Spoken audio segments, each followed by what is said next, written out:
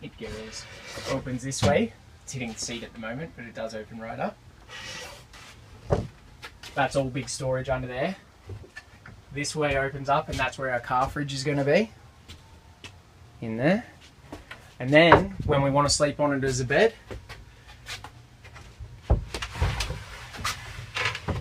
it folds out to the size of a double.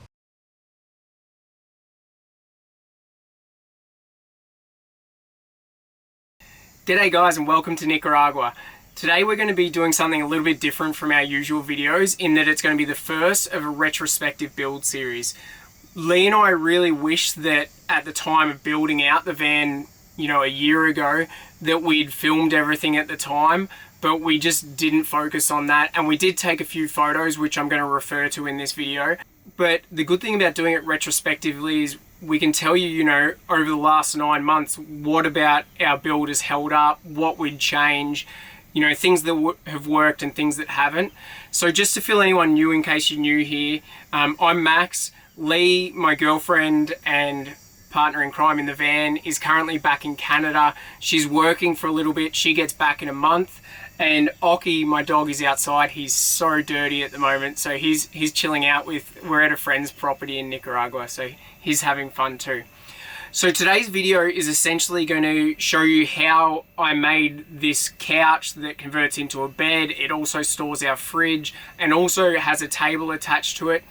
We chose not a permanent bed in the van because we wanted to be able to have like a walk-through access with the side door open, and we wanted a lot more living space for when we are in the van during the day.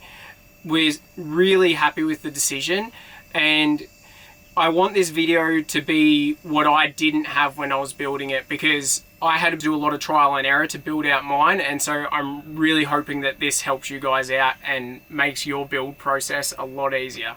Okay, so the couch is currently in its normal day setup. I'll show you how we access the storage underneath and the fridge, and then I will change it into a bed like we would at night. So for storage underneath, this is actually our main storage area.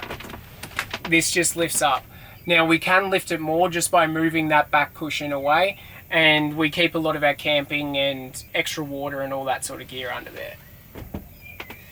To access the fridge, we actually have the fridge in the L shape of this one, under here.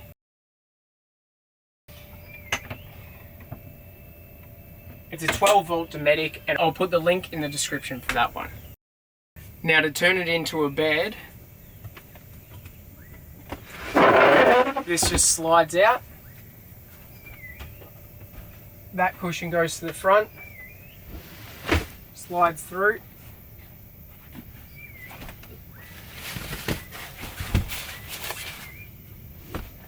And we normally put this gazebo in the front. It's just something we got for outside when it's hot, but it also acts as what gives our backrest shape.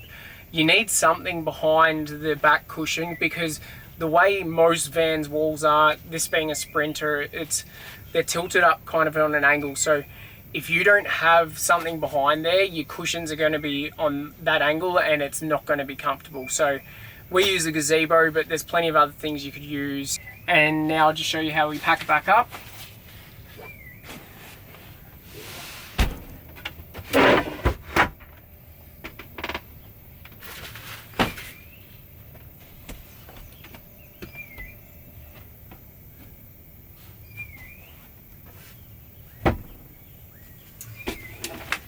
And that's it, too easy. So just a couple of final points, guys, before we get into the business end of actually how to build the bed and couch. The mattress or the cushions, they were from a memory foam bed in the box style mattress that we got off Amazon. I'll put the link for it in the bio.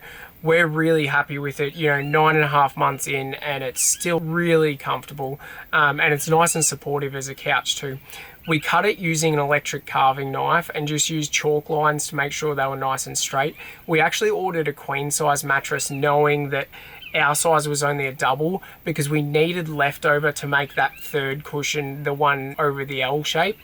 And for that, we just stuck together the leftovers using contact adhesive spray, and it worked really well.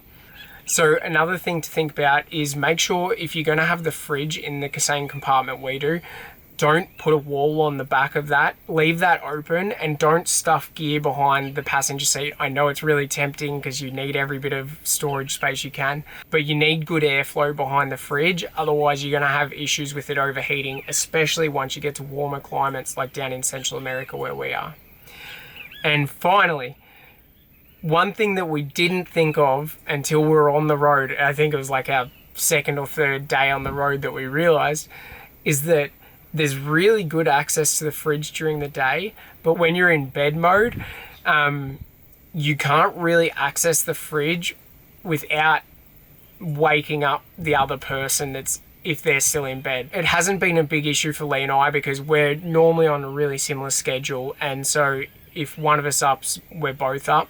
But just know that, say you're going with your partner and one of you like to sleep in and the other one likes to get up early, it's kind of not the best spot for the fridge because you're definitely going to wake them up to get, your stuff out for your coffee or your breakfast or whatever.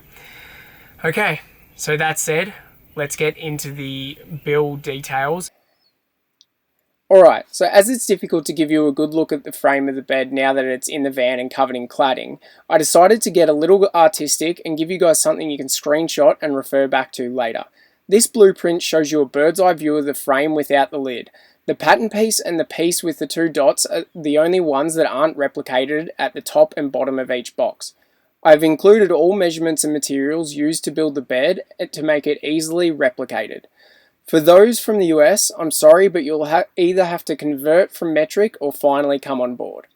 And now, remember that this is the size I used to fit in my 2006 Mercedes Sprinter 140-inch wheelbase. It can easily be modified to fit any space and would work well in a tiny home as well as any other vans. Okay, so let's get started. Step 1, building the boxes. You will notice I've separated the areas into box 1 and box 2. This is because to simplify the process, I built box 1 first and then built box 2, attaching it to box 1. Having the 3x2s at the top and the bottom of the box really works well and it gives the base a lot of strength. I also bolted the bed down to the van floor using the base support you can see there on the blueprint. So this is what it looks like without the cushions on top. Every second slat, when it extends, comes out. So the way that it works is that every alternating slat is attached to this frame at the back, okay? And the second one is attached at the back to what's called a runner, which is a bit of wood that's going underneath them all and sits on top of two parallel bars. And that's what the wood slides on, and that's what it allows it. So if you didn't have that runner, these little thin bits of wood would just fall through as soon as they get off the lip of the back part there. Another thing you might notice here is, see it between the end and the edge of the van, there's a gap here. That's because when you open the lid like this, if you don't leave that gap, it's going to hit the van and it won't let you open the lid properly to gain access to all your storage. So step 2, building the extending lid. This is by far the most complicated and confusing part of the bed build. Because of this, I've broken down into multiple mini steps that will hopefully make it much clearer for you guys to be able to replicate this at home.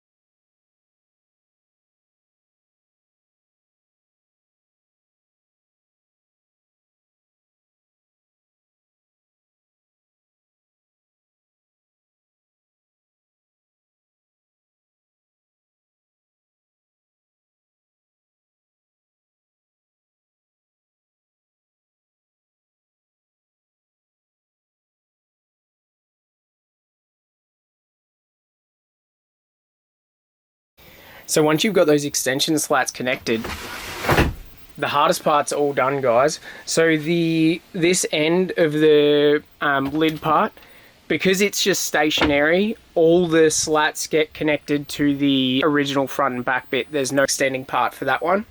So now box 2 lid is going to be really easy for you guys because it's a very simple design. Just got a couple of hinges at the back there. And you can see I've just used 3x2s again, just 3 sides, and I've left gaps there for venting for the fridge, for the heat. And then on this end, you can see on the right end, you see it's solid. That's because when the bed comes out, it comes to this point. So that you don't want gaps there because that works as a really good shelf when you're sitting in bed. I've also attached our light switch down here, which is a really good position for it when you're in bed as well as coming into the van. And so just for the finishing touches, the cladding, it was really easy to put on. Once again, I did 45-degree angles at the edges, and I used a nail gun to shoot these onto the 3x2s behind them. Just filled the holes with putty and then primed and painted over the top. If you guys are thinking about going with white paint, despite primer and multiple layers of the white paint, the knots from the pine still like to soak through, even though we sanded them quite a lot. So, you know, it's just one thing to think about if you're going to go with white colour. Well, that's it for the bed build, guys. Good work making it this far. Please let me know in the comments below if you found it useful or if you're going to do something similar. I'd love to hear about it. If you did like it, give it a thumbs up. The video was actually a fair bit harder to make than I thought it would be at first. It is definitely hard doing it retrospectively, and I hope that I was able to make it not too confusing, especially the extension parts. If you enjoyed the video, hit the subscribe to our channel button, guys. There'll be more build videos coming up, as well as our regular stuff, which is travel vlogging as we continue south towards Argentina. All right, thanks for watching, guys. Bye.